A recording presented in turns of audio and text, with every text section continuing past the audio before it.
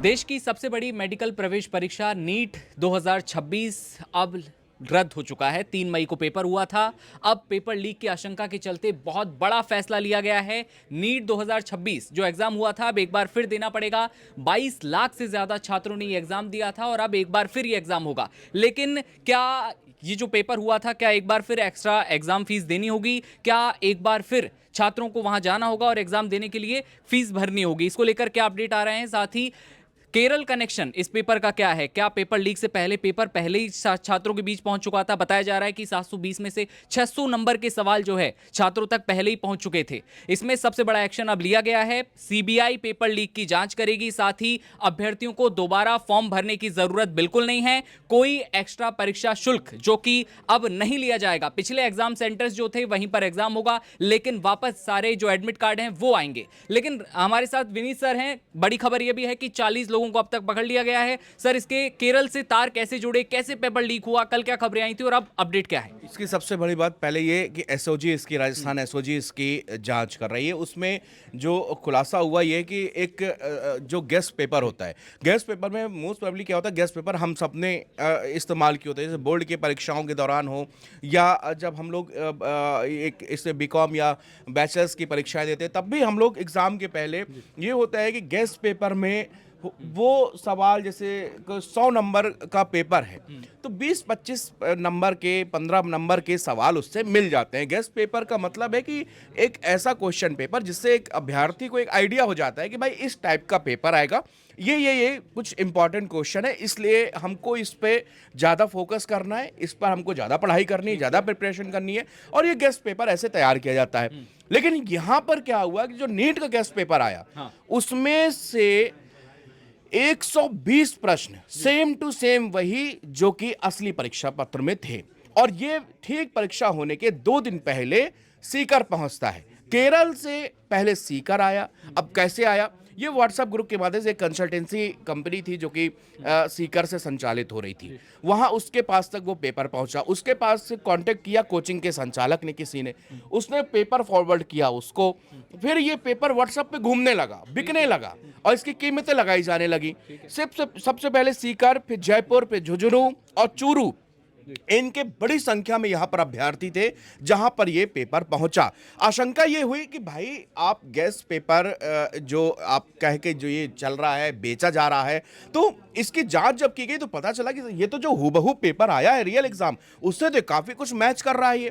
तब ये जाकर के फैसला लिया गया क्योंकि अभ्यर्थियों का भविष्य है। वो छात्र जो मेहनत करते हैं, दिन रात जो है एक कर देते हैं इस एग्जाम को निकालने के लिए, अगर ऐसे दूसरे छात्र जो इतनी अव्वल दर्जे की जिन्होंने पढ़ाई नहीं की, उनके पास में अगर ये पेपर गया और फिर वो मार्क्स लेके, नंबर लेके और नीट क्वालिफाई कर गए तो फिर ये तो उनके साथ में बहुत घोर अन्याय है।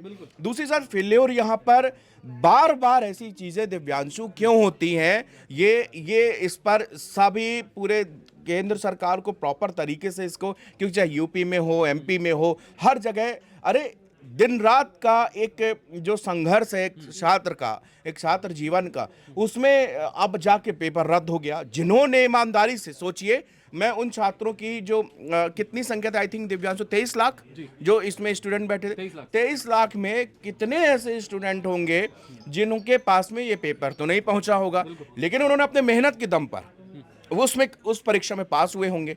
अब उनके दिल में क्या बीत रही होगी, उनके माँ बाप के भी दिल में क्या बीत रही होगी। बड़े आदमी बड़ी उम्मीदों के साथ, आजकल सरकारी नौकरियों का वैसा टोटा है, कहीं कुछ है नहीं। आप नीट क्वालिफाई कर रहे हो, आप सबसे बड़ी परीक्षा में, मेडिकल के क्षेत्र की परीक्षा में बैठ रहे हो, उसके बावजूद आपको सुनने में आता है पेपर रद्द हो गया। तो बड़ी ये तकलीफ वाली बात है। और इनके पीछे कौन गैंग है, कहाँ से, जहाँ से पेपर बनता है, जहाँ अक्सर पेपर जो लीक होते हैं, ज़्यादातर प्रिंटिंग प्रेस एक सबसे बड़ा एक जरिया होता है जहां पर थर्ड पार्टी के पास में वो पेपर जाता है। सेकेंड ऑप्शन, पेपर सील बंद होके आते हैं, उसमें सील होती है, सील हल्की सी भी अगर कहीं ब्रेक हुई तो वो उस पूरे सेट को हटा दिया जाता है।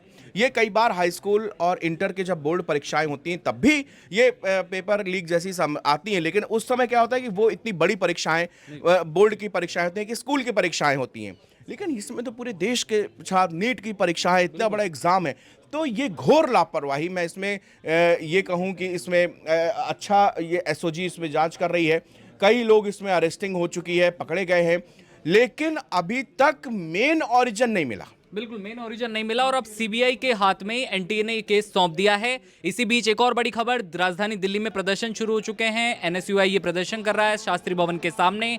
और जो केमिस्ट्री के आपने सवाल की बात कही, ये सवाल हूबहू आए, सबसे बड़ा सवाल यही खड़ा हो गया और सबसे बड़ा सवाल यही खटक रहा है स्टूडेंट्स के बीच कि भाई ऐसे कैसे हो गया कि हूबहू सवाल, 10-15 सवाल भी नहीं, 10-15 सवाल भी नहीं, जबकि बताया जा रहा है केमिस्ट्री के बारे में मैं अगर कहूं तो 410 में से 120 सवाल, 120 सवाल मैं बता दें कि वो 120 सवाल हूबहू जैसे कॉपी पेस्ट। तो ऐसा कौन सा गेस्ट पेपर बनाने वाला हो गया जो कि रियल एग्जाम के, हमें तो नहीं पता। हाँ, जो गाइड हम लोग के जैसे हिंदी मीडियम से हम लोग ने अपने इंटर तक की पढ़ाई की, तो वहां पर हम लोग को गाइड बोला जाता था। एक पतली परीक्षा के पहले हम लोग कुंजी टाइप खरीदते थे, उसमें से देखते थे कि यार उस समय एग्जाम के वक्त पर वो कुंजी या गाइड इसलिए आसान कर देती थी चीज़ों को क्योंकि आप एग्जाम के पहले समर अप चाहते हो कि हम जल्दी से T20 अंदाज में एक बार रिवीजन करें। रिवीजन के दौरान आपको लगता है कि यार फला चैप्टर या फला टॉपिक बड़ा इंपॉर्टेंट है, हमको वहां पर वो हेल्प करती थी कि ये इंपॉर्टेंट चीज़ है, इन पर आप ज़्यादा फोकस करो, इन पर आप ज़्यादा स्टडी करो, ये प्रश्न इस साल परीक्षा में पूछे गए हैं, वो ये बताते थे। तब हमको गैस होता था कि अगर ये सवाल इस साल आ गया तो इस साल नहीं आएगा। ये हम लोग इस समय आपस में जब पढ़ते थे साथ में तो डिस्कस किया करते थे, तो कई बार क्या होता है वो सवाल रिपीट होता था, तो ये कसमकस रहती थी ना कि ये भी पढ़ लो, ये भी पढ़ लो, ये भी पढ़ लो, पता नहीं कहाँ से आ जाए। लेकिन यहाँ तो पूरा का पूरा प्रश्न पेपर आपके पास में खोल के रख दिया गया। हम जो एक नकल होती है कि भैया क्लासरूम में गए आपको सारे आंसर बता दिए, तो ये सेम टू सेम हूबहू ऐसा है। तो लेकिन इसमें गवर्नमेंट को इसमें बहुत सख्ती से कि भाई ये ओरिजिन मिलना बहुत जरूरी है। आप व्हाट्सएप अभी कौन पकड़े जा रहे हैं, अभी वो पकड़े जा रहे हैं कि 10-5 लोगों का ग्रुप बनाया, ठीक, उनको पकड़ लिया आपने, तुमको किसने फॉरवर्ड किया, तुम्हारा दिव्यांशु ने किया, दिव्यांशु के तुम्हारे पास कहाँ से आया जी, विनीत के पास से आया, विनीत के पास से कहाँ से, फला के पास से आया। अभी ऐसे लोग गिरफ्तार हो रहे हैं जो ये बताते जा रहे हैं कि जी यहाँ से आया, यहाँ से आया, यहाँ से आया, लेकिन मेन पेपर केरल से और सीकर, इन दोनों के बीच में कौन कनेक्शन था? केरल पर भी अगर पेपर जिसके पास पहुंचा, क्या वो फर्स्ट पर्सन था जिसके पास, जिसने प्रिंट वहां से पेपर पाया हो? नहीं होगा, उसके पीछे कोई सरकारी अमला लगा होगा, कोई ना कोई ऐसा व्यक्ति होगा जो कि जिसके पास में वो एक्सेस है, जिसके पास में वो पावर है कि वहां से वो उसको पेपर को निकाल रहा है, बाकायदे उसको बेच रहा है। तो जब तक ये रैकेट इसका भंडाफोड़ नहीं होगा, मेन आदमी को सख्त से सख्त सजा नहीं मिलेगी, ऐसे 10-5 लोग, ये अरेस्टिंग होगी, कोर्ट में जाएंगे, कुछ नहीं होगा उसमें मामला, भाई इसने इधर फॉरवर्ड किया जो। लेकिन जो कठिन, जब सबसे बड़ा गुनहगार वो व्यक्ति है, 23 लाख बच्चों का गुनहगार वो व्यक्ति है, जो ओरिजिन जहां से है, जहां से पेपर लीक हो, वो कड़ी अगर मिलती है एसओजी को तो ये बड़ी अचीवमेंट होगी। लेकिन एसओजी के एडीजी में बयान सुन रहा था, उन्होंने बताया कि भाई ओरिजिन का भी हमें, ओरिजिन बहुत टाइम लगेगा पता करने में, इसमें वक्त लगता है।